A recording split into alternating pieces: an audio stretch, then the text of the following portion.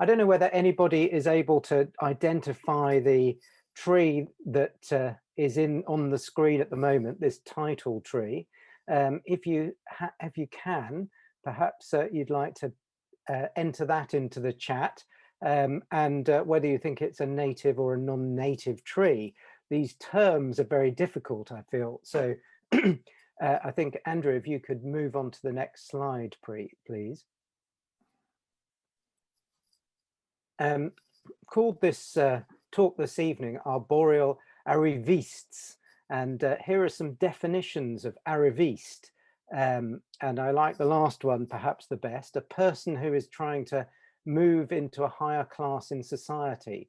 And there's this sort of notion that an arriviste is somebody who arrives and has success, joins the in crowd, or so on. And I thought that that's a way of thinking about our relationship with plants that are sometimes classed as non-native, exotic, invasive sometimes. And there are these terms. That's fine. Thank you, Andrew, for the next one. Oh, sorry. Yeah. There we go. So these terms are things that we use, and they seem to have a rather xenophobic, perhaps, notion, overtones to them. So I thought it would be worth thinking about what is native woodland, or what is woodland, and what does it look like. And this slide that's on your screen now is, I think, perhaps many people's idea of what a native woodland might look like, and what perhaps woodland looked like originally. And we'll get onto that idea of originally as well. So the next slide is another view of some native, if you like, woodland. And this is part of the Caledonian Forest. This is up in Scotland. This is Rothiemurchus, which is just near Aviemore. I don't know whether anybody's been there, but it's a fantastic, very large remnant of this Caledonian forest, which consists of Scots pine, juniper, birches, heather, and it's very open. It's almost like walking through a garden. It's a very attractive landscape. It's a type of woodland that you might have found throughout the British Isles in the after the last ice age. And I think this is one of the landscapes which would have been common. And since then, our climate has warmed and woodland has changed. And if we could have the next slide, please, Andrew, and the constituents of woodland, and indeed the types of landscape that we are used to, have changed. So I don't think there's a sense that there would have been a entirely forested island. It would have been a patchwork of woodlands and grasslands and wood pasture and open landscape where animals would have kept clearings where they would feed and so on. This is up in Northumberland. This is a just off Hadrian's Wall. It's a very famous part of Hadrian's Wall, actually. It's Sycamore Gap, and it shows a sycamore tree which is in a gap in the hills. Just I'm standing on Hadrian's Wall, looking down and looking into Northumberland from the north, looking south here. So Sycamore Gap suggests a very sort of old-fashioned British landscape with this sycamore in there. And if we can have the next slide, please, Andrew. This is going to be a map of, we've missed one out there. No, going the wrong way. There we are. View. So this is a view of Britain just after the last ice age, when it was connected to the continent of Europe, and when the climate was warming, the seas were rising, the ice was in retreat, animals and plants and humans were were coming out of the refugia of southern Europe and making their way north. And about 9,000 years ago, we were finally cut off. The English Channel and Doggerland disappeared. We were no longer part of the continent of Europe or connected to the continent of Europe. And from that point onwards, that's when this notion of a native plant comes from, or a native animal. Anything that arrived before then was seen to have arrived here under its own steam and therefore couldn't be classed as native. It appears in the pollen record, and we know that that was a plant that was here before the disconnection of Britain from the continent, and therefore that's where this term native comes from. Anything that's arrived since then is classed somewhat bizarrely as non-native. It sort of doesn't allow for plants to have arrived through under their own steam, maybe crossing water as a seedling on a log or something, or by animals moving them, for instance, humans. And obviously that's a very fraught topic, and maybe we'll get into that. And I'm hoping there may be some interesting discussion towards the end of this as well. So just thinking about Sycamore Gap, this classic British landscape connected to the Romans. The Romans built Hadrian's Wall, of course. The wall is still there. The landscape is still maybe as we saw it, as the Romans would have known it. But would that sycamore tree have been there? Now, a sycamore tree is perhaps one of the most contentious of the trees of Britain. Most people regard it as not native, and I notice someone put it into the chat as maybe, and I think maybe is perhaps what we can call it. We have no real idea how long ago it arrived. It doesn't appear to be in the pollen record, but there are certainly trees in the British landscape that really look like they've been here for a long time. So how do we really think of this term of appearing in the fossil record as a valid way of describing native and non-native plants?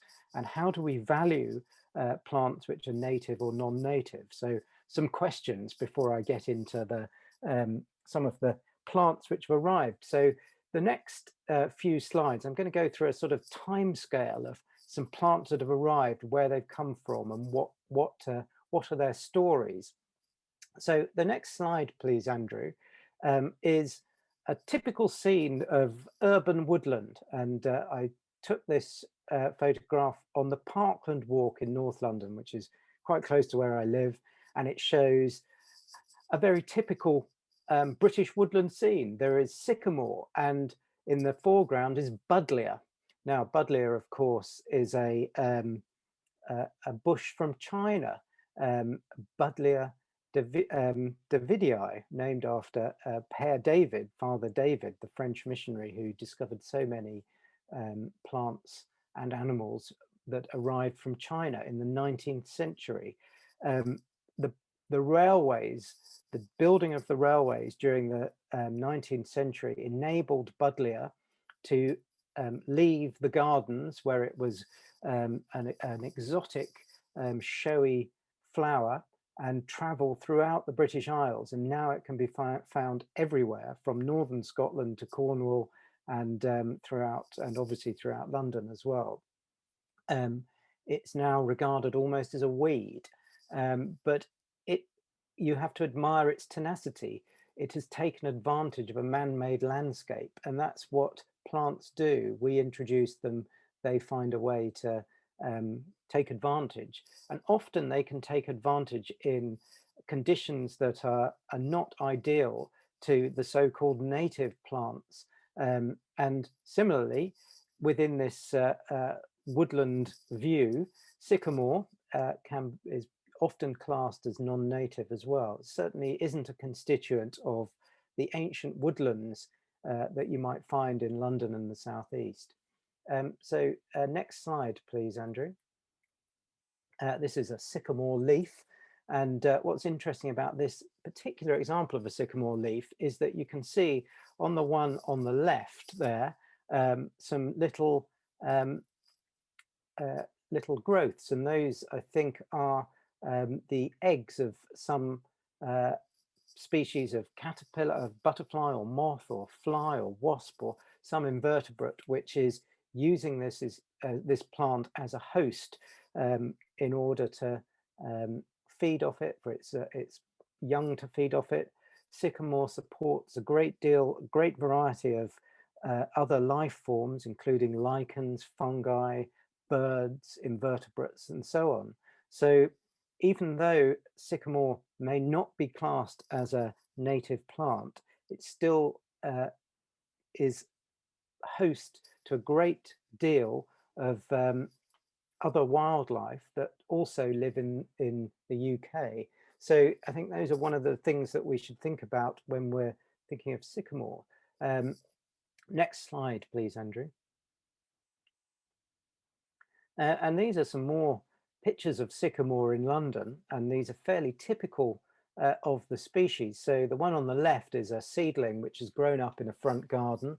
You often see them in front gardens. Sycamore is very, very good at taking advantage of urban landscapes. And on the right, you can see another sycamore, which is growing near to a block of 1930s flats.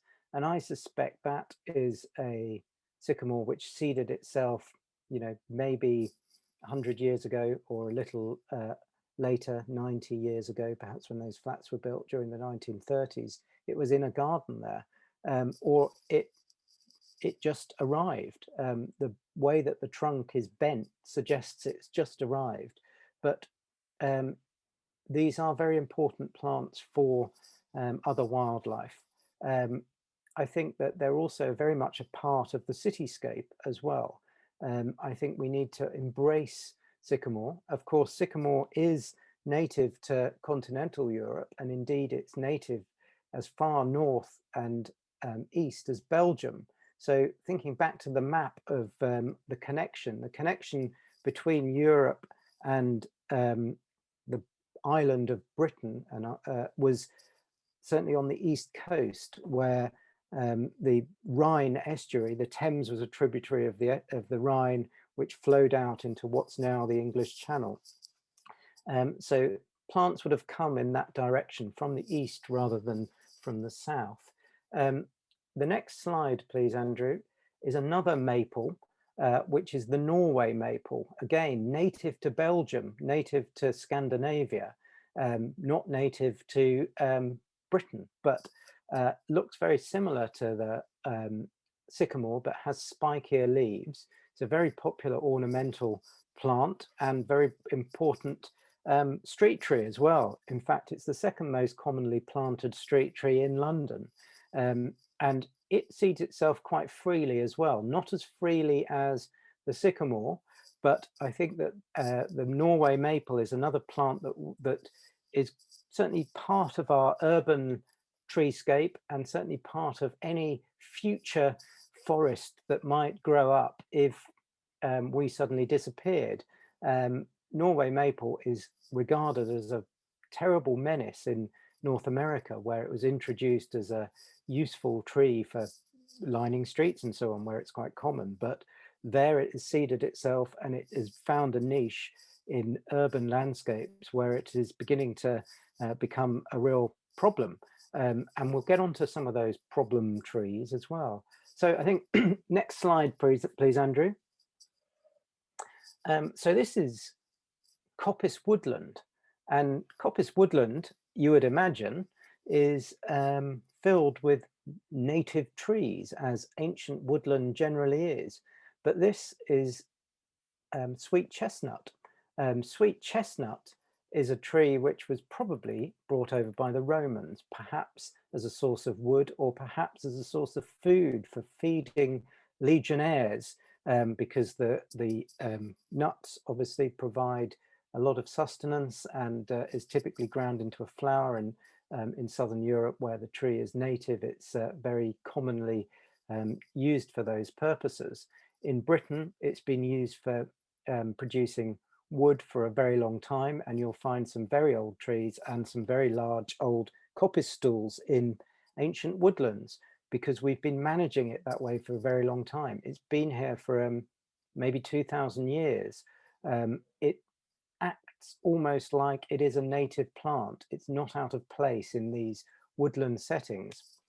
Indeed, the tree which I showed you, the first tree on the slide, I don't know whether anybody managed to get that. The title slide is also sweet chestnut, and that's a very old tree, the 300-year-old tree in Greenwich Park. And the next slide, please, Andrew, is another image of a very old sweet chestnut tree in Greenwich Park, which has over 300 of these trees, which are themselves over 300 years old. It's a really, really great tree to show how plants can adapt to the environment which they find themselves in. They've been used as ornamental trees for hundreds of years, and that explains why there are some very old trees in places like Greenwich Park, because they've arrived, they've been used for certain purposes. They do reproduce themselves quite easily in woodland, but they were also regarded at one time as very exotic species. So in those days, several hundred years ago, they would have been planted more as a sort of garden or ornamental tree than they are today. Nowadays, we might regard them as a fairly common tree and possibly a native tree. I don't know what people's perceptions of those are. The next slide, please, Andrew, is the unrelated horse chestnut. Horse chestnut is a very familiar tree to many people, a tree that I think we all have very fond ideas of, a tree which children recognize and would collect conkers from. I know I did as a child, and I'm sure, I don't know whether children still do, whether they're still interested in things like that. But horse chestnut has only been here since the 17th century. It arrived through John Tredescant the Younger, the gardener, who also introduced several other species. But the horse chestnut was perhaps the tree which he's most associated with. Horse chestnut is native to the continent of Europe. It grows in a very small area in northern Greece and Albania, and reaches a fairly small height it's almost a bush that that grows in the mountains there. It doesn't really appear to be in its ideal situation, in its ideal habitat, even though that's where it's native.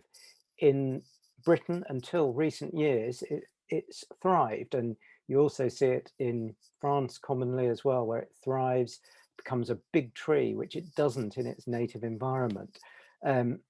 This suggests that human intervention and movement of plants, which would have been at a much more rapid pace than horse chestnuts would have moved through their own endeavors by gradually moving through seeding themselves in a very, very gradual way and in spreading their range. Often things can get in the way, which mean their habitats aren't ideal, they can't move quickly enough, and trees really are in peril at the moment with the pace of climate change. So the horse chestnut thrives in more northerly climes and is perhaps better suited to them than it is in its native southern Europe. That's true of other trees. A good example is the chestnut-leaved oak, which is a very rather rare tree, but there is 2 or 3 huge examples at Kew, one of which is the biggest example of the species in the world. It was planted in Kew in 1856. It's otherwise native to northern Iran and the Caspian Sea coast. So that's an example of how plants have been introduced and thrive in this country, and the environment here allows them to find a niche which they may struggle to do in their home territory, horse chestnut seeds itself quite freely, as we know, but of course it has had all sorts of problems with leaf miner attacks. And you've probably seen horse chestnuts come midsummer, beginning to look quite autumnal, where the leaves are going brown. And that's caused by an insect, which is actually a moth, a small moth, and its caterpillars eat the leaves from the inside out. That caterpillar was only discovered in 1980, in the 1980s. Before then, it was unknown. It is known from the native area in which horse chestnut lives, but it's spread much further out and now covers populations of horse chestnuts all over Europe. So that's a very interesting conundrum because it was unknown to science before the 1980s. So we're not quite sure what's happened there. An intriguing idea, though, that this species has managed to follow its host plant all the way across Europe. I think next slide, please, Andrew. So this is going back to a plant which many think may well have arrived in the 17th century, about after the horse chestnut. And this is the black mulberry. Many people associate the black mulberry with James the First or Sixth of Scotland, who of course introduced mulberries to kickstart his silk industry ideas, his plans for an English silk industry. Of course, mulberries are the food of the silkworm, which is another caterpillar of another moth species. And he thought by planting these all over England, he could have a silk industry to rival those of France and Italy. As the story goes, you may already know, he introduced the wrong species. They actually prefer the white mulberry. But the black mulberry is a very attractive tree which produces delicious fruit and has been grown more or less since the 17th century in gardens, and there have been orchards in the past of this tree. But archaeological evidence suggests that the Romans introduced it. So it's actually been here for for 2,000 years, potentially. And if we look at the next slide, we can see an example of not a particularly old mulberry tree, but this is a mulberry tree which is at Lesnies Abbey in southeast London, near Abbey Wood. And this is a tree which is next to the ruins of the Norman Abbey, which was destroyed during the dissolution of the monasteries. And while this tree is maybe only 250 years old, it gives the impression of great age. And it could be that this tree has been there for maybe, or the species has been there for a long time. Maybe the Norman monks had mulberry trees as part of their diet, producing these wonderful fruits. Of course, the fruits don't travel. You can conserve them in jam and so on, but it's not like a raspberry or a strawberry, which could be moved around. You basically have to pick them and eat them or cook them pretty much straight away. So they're not a fruit that you buy in the shops, for instance. And this determines perhaps where they've been planted. Can we have the next slide, please, Andrew? Another tree which may be associated with a similar range as the mulberry is the fig. Now, the mulberry tree's natural habitat is Southeast Europe and Western Asia. Similarly, the fig is a tree of the Mediterranean lands, a bit like the olive, similar species, similar range, have been in cultivation for millennia. Humans have been cultivating figs, olives, mulberries, and apples indeed as well for thousands of years. And so their native range and what is the native plant, or what is the wild plant, notions of those have been changed. So it would be very difficult to say what does a natural mulberry look like, or what does a natural fig look like, because human intervention in those plants has been so long that we see them growing, particularly if you've been in the Mediterranean, you'll see fig trees growing wild all over the place. But whether the actual original wild fig was as the same as the figs that you see growing wild in the Mediterranean now is debatable. It may well have had much smaller fruit, for instance. So this fig tree is on Amwell Street in Islington, and it's an official Great Tree of London. It's been growing here since about 1827. It's nearly 200 years old. It's outside the Camberwell parochial schools, which were built in 1827. And at that time, when schools were built, they often had fruit trees in them. Mulberries are often associated with schools, and I think possibly to provide a sweet treat for children. Figs, of course, don't generally ripen in London, but the figs here, the fig tree would have been used probably as a teaching aid to talk about biblical stories. And this fig has become this wonderful old specimen. Fig trees will seed themselves in London quite readily.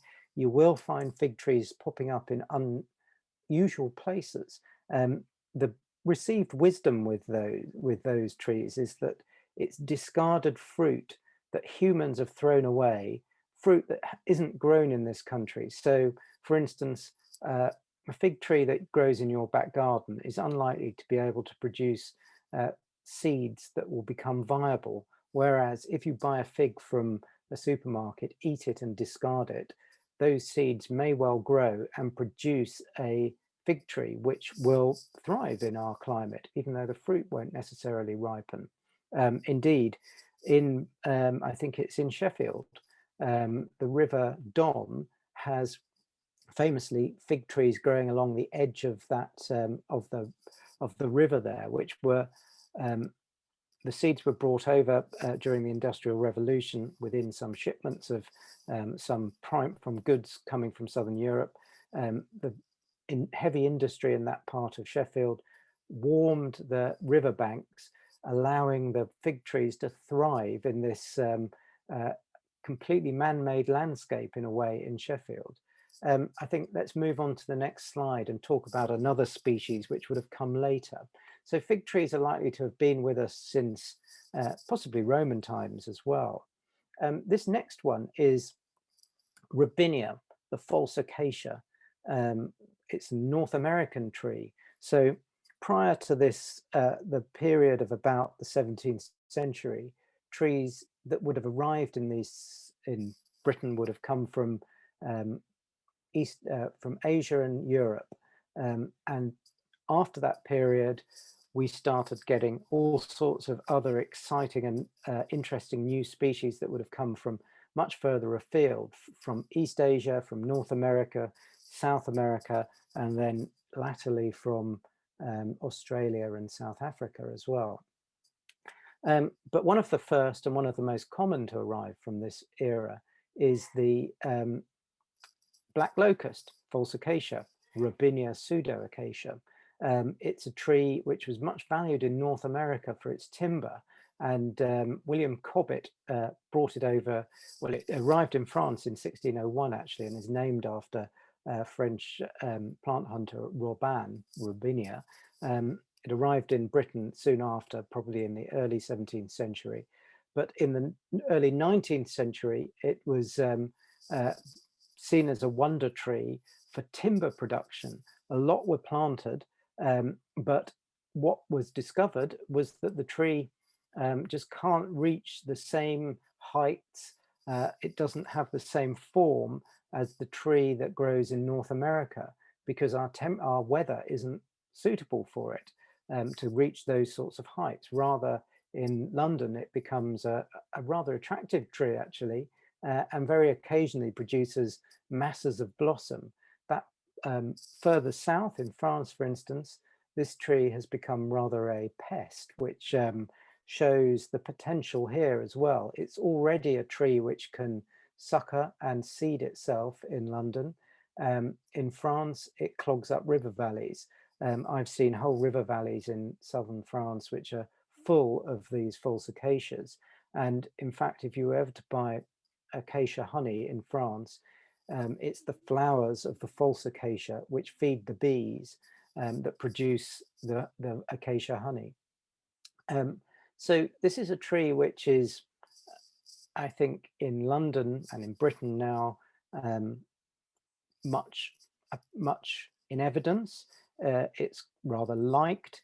It hasn't become too problematic, but I think as climates change, we're likely to see this tree become more of a problematic tree for some reasons. But I don't know whether we embrace that or whether we use these terms like invasive and problematic, or whether we just have to accept that human intervention in climate and in landscape has provided the niches for these plants which haven't necessarily grown up here to become to thrive in the environment that we've created for them. I don't think that we should be constantly trying to move the clock back to some post-glacial sort of ideal Garden of Eden. That just doesn't exist. And maybe we can discuss that a bit more. Anyway, next slide. And this is another early North American. This is a swamp cypress, which is actually a rather rare tree. It's a tree which doesn't seed itself, although it might do, but it's not planted in enough abundance for that to happen. It's been here since the 17th century.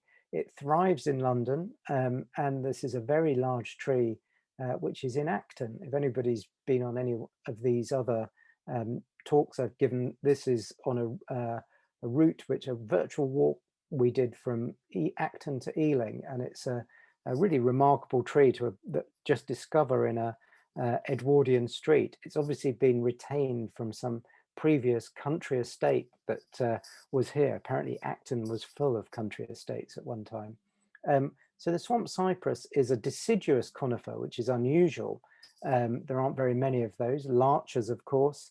Larch, of course, is not a native tree, but they are trees which grow in Europe, whereas the North American swamp cypress isn't something that we're going to see very often. But what it does, I suppose, show is how we were, or our forebears were bringing back new plant discoveries, because there is this innate inquisitiveness within humans, which requires us, I suppose, to show off new plants, to see exciting new discoveries from new parts of the world, to see how those will thrive in our climate, to garden with them, to use them as ornamentals, to almost to have one-upmanship with your neighbors about the types of plants that you have. Plus, I think in Britain, we are very conscious of our northerly latitudes. We have a relatively small palette of native plants. And I think I was seeing quite a few of those coming in the list that we were encouraging you to add to at the beginning. And there is a lot of talk out there, or you'll read some books which will tell you the exact number of native trees. But I think that's something which is always going to be ripe for revision, because there are all sorts of subspecies and various other types of plants which might be regarded as native as well. And whether this idea that we have native trees and non-native trees is a good is a worthy one to have, I'm not sure, because as I say, we're never going to be able to turn the clock back. We have to accept these other plants. So do we have a different term for them? Arrivistes might be a term for them. Anyway, next slide, please, Andrew. And this is moving on a bit further. This obviously, as explorers got further and further away from Europe, they were getting into climates which were very different to Britain's. And this was these are palm trees which grow outside Hackney Town Hall, and they remember the Loddagers. Now the Loddagers, if we can have the next slide, had a greenhouse in Hackney for 100 years or so. It was a plant import and export emporium. They had the largest glass house in the world, and they grew all sorts of amazing exotic plants, and people used to come and visit Lodgers of Hackney from all over London and from further afield. They supplied plants to Kew. They, at that time, in the well, this was at the close of Lodgers, when they had to pull down their hothouses, which had existed for decades before that. The largest palm tree in the hothouse was removed to the Crystal Palace, which of course originally was in Hyde Park before it moved to Crystal Palace. But the reason for that was, of course, London was expanding. Hackney was a village outside London, but by the mid-19th century, the city expanded, and all this land, which was given over to market gardens and plant nurseries, was taken over. Lodgers 100 years of legacy of plant hunting, plant growing, and services to the horticultural industry came to an end in 1854. But I think the palm trees which are outside Hackney Town Hall, which are actually canary palms from the Canary Islands, one of the very few species of true palm trees which will grow in the climate in this country, that is surely an homage to the legacy of Lodgers. Lodgers are also remembered in a road called Lodgers Road in Hackney, and Lodgers imported many plants for the first time into Britain, including wisteria. Wisteria comes from China. It was introduced by Lodgers and now is a fixture of any grand stuccoed house in Notting Hill or elsewhere, perhaps. So this notion of moving plants and showing them off is a very human characteristic, I think. Next slide, please, Andrew. And this is moving on to the next era of plant arrival. And this is the bottlebrush tree, Castellamon citrinus, or levis, I think this one actually is, which is from Australia.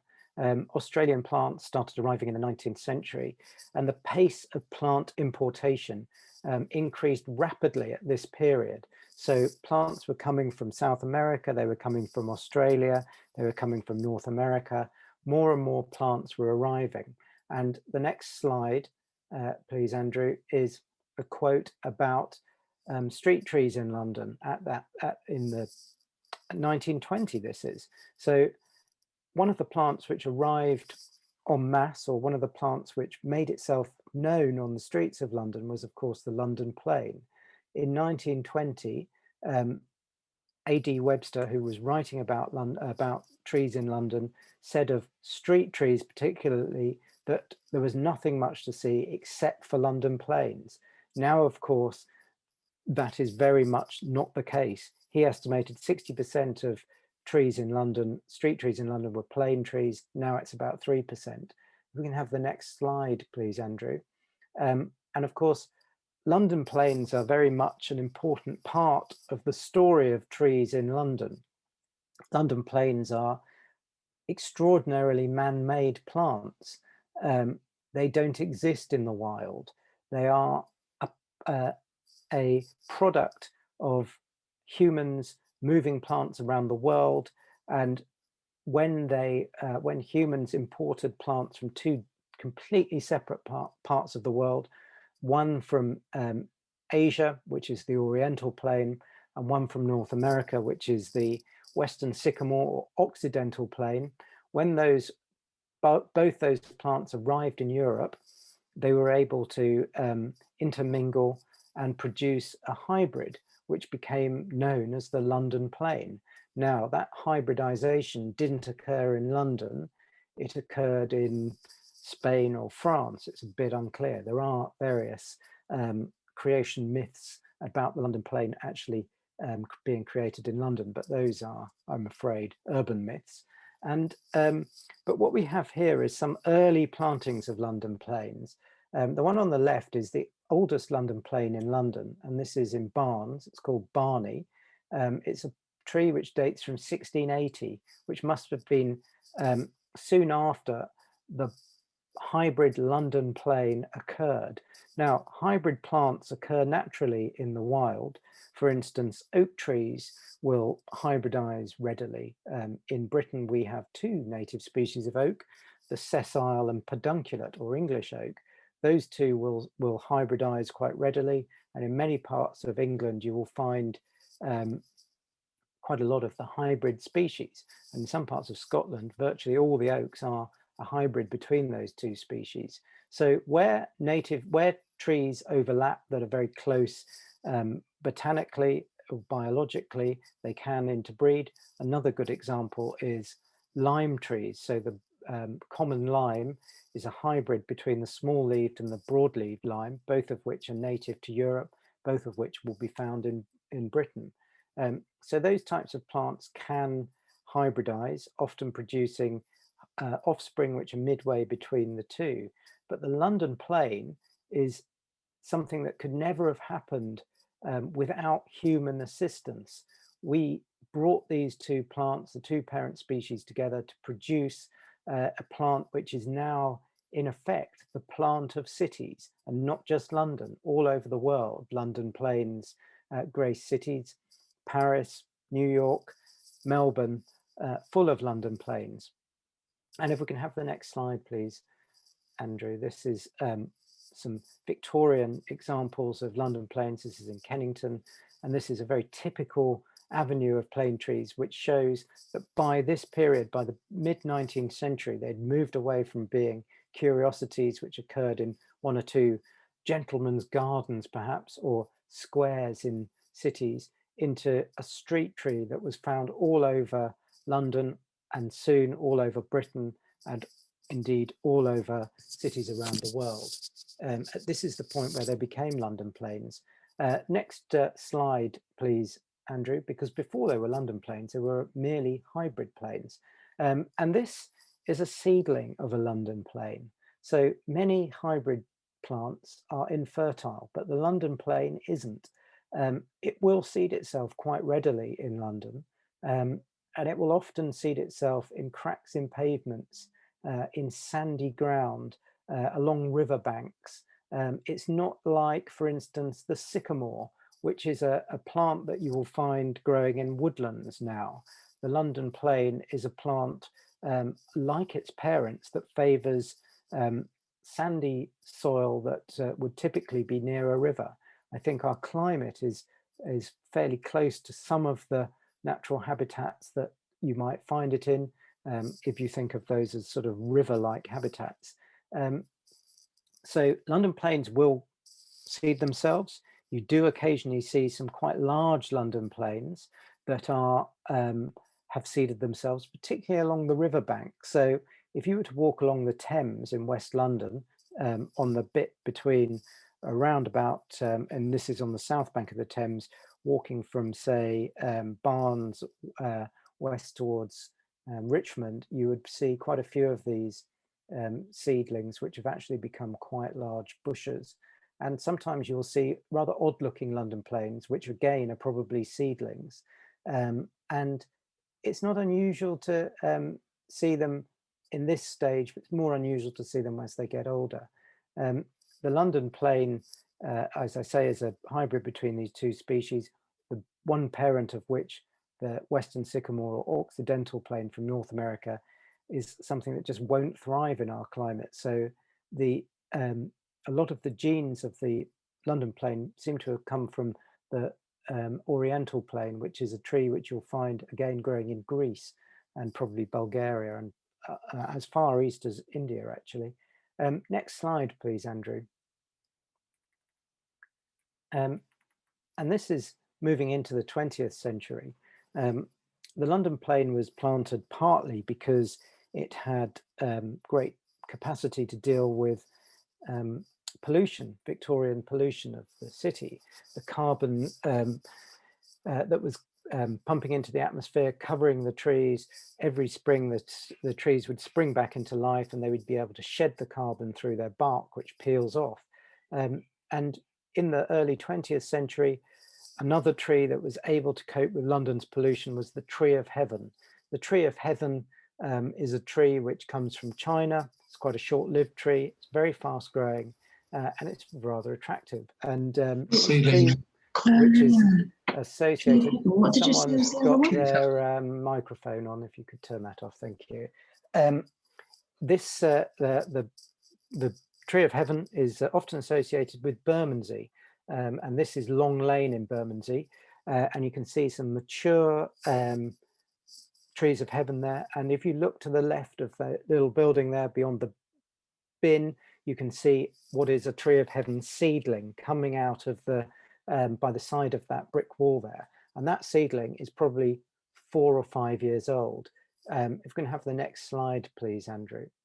And this will show us a bit more of what can happen with trees of heaven. So these are trees of heaven which have seeded themselves in London. They will grow very, very rapidly. They have these very long pinnate leaves, and within 10 to 15 years, they will look like mature trees. These are 1 or 2 year old seedlings. Already they're really large. Sometimes you will see them growing along railway banks, and these are the trees which will, I wonder, one day follow in the wake of Buddleia and get all over Britain along things like railway lines and roads, and they're coming from London. So if you go out on the Southwest trains through Clapham Junction, you'll see lots of trees of heaven along that stretch, going out towards the southwest, and you'll see them on other stretches of railway line as well. You'll see them along roads. I've seen them growing in the central reservation of the North Circular up near Wembley. They're a tree which is thriving in our climate.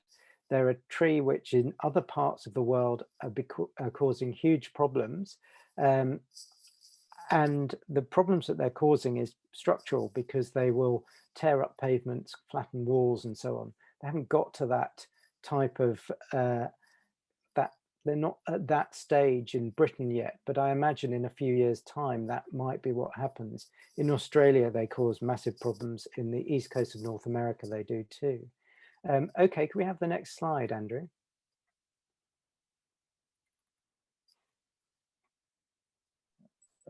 Sorry, Paul, something's gone very wrong. I seem to have, I'm not quite sure what I'm showing you at the moment. Well, we're still seeing the trees of heaven seedlings. Oh, well, that's good news for you, because I'm seeing something completely different. Oh dear. Well, I can see half a bit of white as well. But the next slide, I'm going to have to describe it to you, but it's a fabulous clump of tree of heaven, which is in in Battersea, and it's growing by the side of one of the new buildings down at Nine Elms, where they're making those huge blocks of flats, and it's really shows the capacity for it to take over. I think I wonder whether we're having a few problems, Andrew, with the slides, and we're getting fairly close to the end. So I wonder whether that might be about time to stop to ask if there's any questions.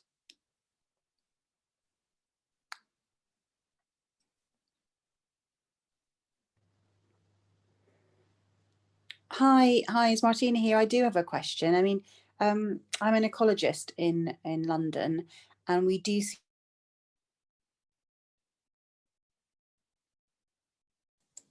Mm-hmm. Hi, sorry, I think I'd be muted. Is it okay to ask a question? Please go ahead. Yeah, sorry, I'm not meaning you to be muted. It's okay. Yeah, I'm an ecologist. I work in London, and we're seeing real problems with Robinia and with Tree of Heaven. Actually, it is starting to cause structural damage, and with Buddleia. I suppose the answer is, you know, what do we do about it? And I just wonder if you've got any thoughts. Paul, you're muted now for some unknown reason. It's a very, I'm not quite sure is the short answer. I suppose that we've introduced them. We have to think of how we deal with them. I don't think we can ever eradicate them. I sort of like to see them. I know that's a rather perverse thing to say, but I sort of find the whole thing very fascinating. I'm possibly in this rather privileged position of not having to deal with the after effects of these trees growing along in these areas where they're causing structural problems and so on. But I think it's very interesting conundrum. I haven't necessarily got an answer, I'm afraid. I don't know, do you have anything more to say on that, Martina? Because it'd be interesting to get your take on it. Do you see them as problems or? I do. I mean, I do see them as a real menace, I'll be honest. I know that a lot of people, think, well, it's better to have that wildlife than none. And I can see that. But I think in London, we have a real, we've potential to integrate infrastructure, green infrastructure in a different way. And again, we do have the climate change issue also, which is going to make a lot of our native species non-tenable in London. But equally, I know I've been to Romania, where Tree of Heaven is a really, really terrible problem, actually. So I don't have an answer either, but I do think we're going to have to learn to live with some species, and we're going to welcome them in with climate change. But other species, we will have to mobilize our workforce really in green infrastructure management, I guess, and just make that a career and a job and a focus that has a direction towards different species, and we just make that a career that is really valued, I guess. I was, well, when you were saying that, I was thinking about Japanese knotweed and the problems that causes and the huge amounts of money which are spent on eradicating that. And I was reading about a way in certain parts of America where they have problems with it, that some communities have found ways to actually use it in cooking, because apparently in Japan it is a much sought after ingredient in some dishes. And I was wondering whether it might be part of the solution might be to understand the plants and their properties a bit more, and whether there are things within plants that have value, which could mean that rather than spending vast amounts of money on artificial means of removal, actually mobilizing people to harvest them in a way which is sustainable. I mean, I know that's possibly a little naive of me, but I wonder if that might be a way forward. Paul, I think sorry. I was going to say, yes, you can eat them like asparagus, but you've got to get there at the right time. And I guess that not everybody wants to forage around industrial estates, but I think you've got something there. I think you've got something there in terms of mobilizing society. Good. Oh well, thank you. I want to chip in. I'm George. On that point about trees cracking up and being a problem for buildings. As an architect, I see that based in London, I see this quite a lot.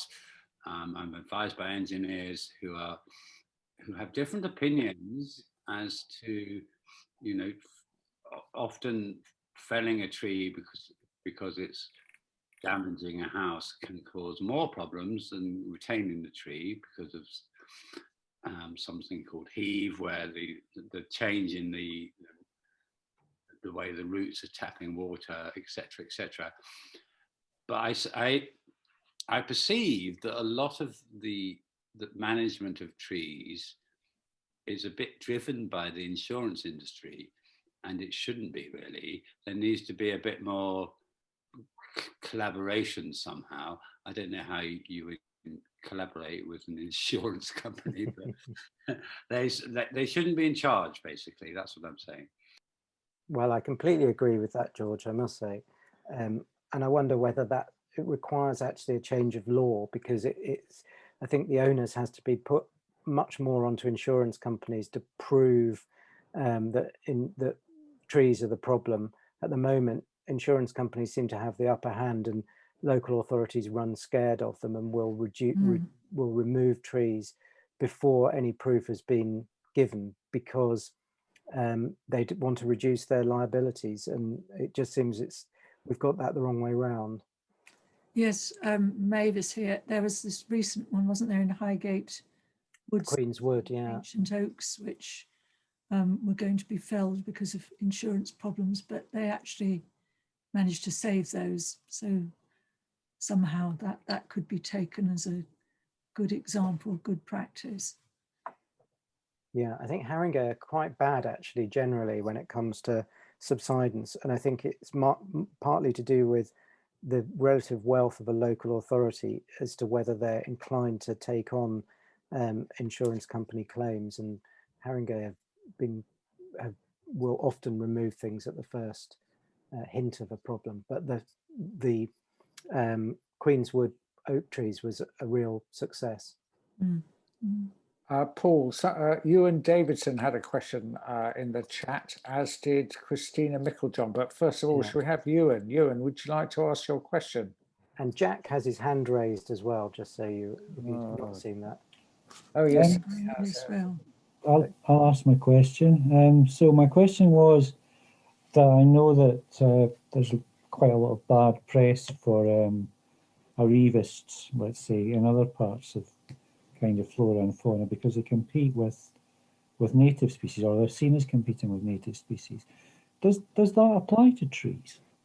Well, yes. I mean, if we think about the tree of heaven, for instance, one of the things which is leveled against it is that it can chemically poison other plants around it, and that's often the case. That's also what people claim with the sycamore.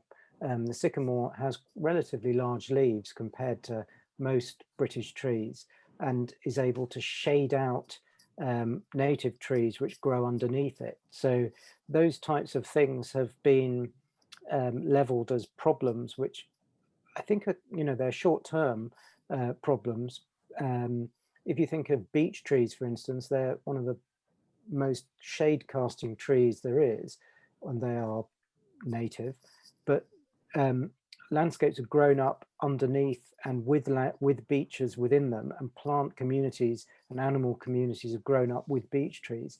I think that we're at this sort of massive pivotal change where things aren't going to change overnight, but in a long time, in human terms, but possibly not in geological or botanical terms, we will need to accommodate these things, and a new sort of ecosystem could emerge, but it's a long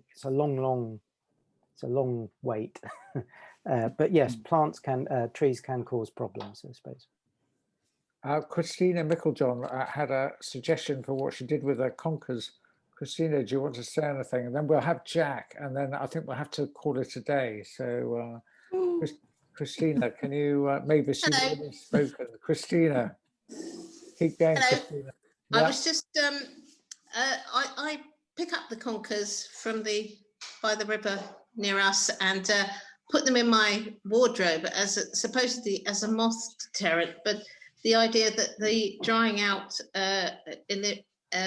releases a gas which moths don't like. I wondered if anybody thought that was anything other than an urban myth. We still seem to have moths.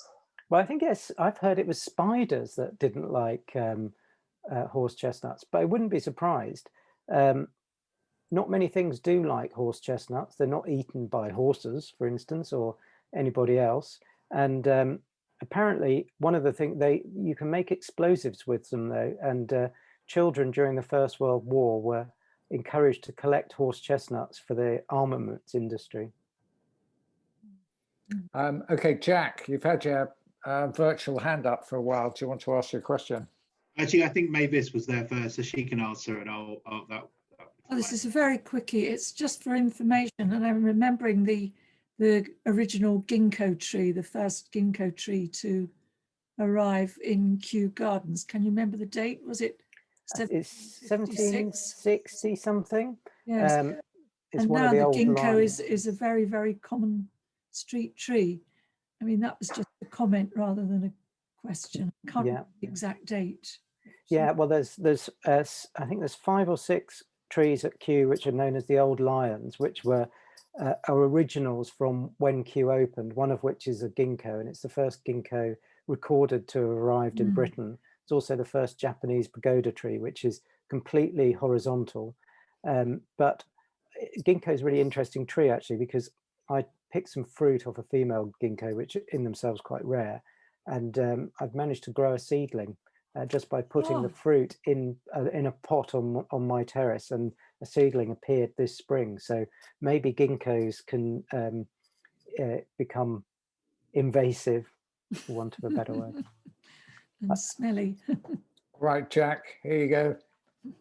Yeah, sorry. I suppose my question was, with the climate obviously changing relatively rapidly in terms of, I think I saw the report recently that we're going to not have snowy Christmases in future. Are there any relatively rare plants that are currently here that you think will become, if you want to give a prediction, that will either become more popular to be planted or just grow themselves more naturally, I suppose? Well, that's a very interesting question, and I think that we're seeing planting now, which is trying to take into account this idea of climate change, and there are lots of plants which were formerly thought of as being unusual, which are now becoming quite common. Olive trees, for instance, would have been regarded as tender only 20 years ago, and now they're in every front garden in well, not in every front, but many front gardens. Other trees are things like Persian silk trees. You'll know the ones at Brockley, Jack, that are really tremendous outside Brockley Station.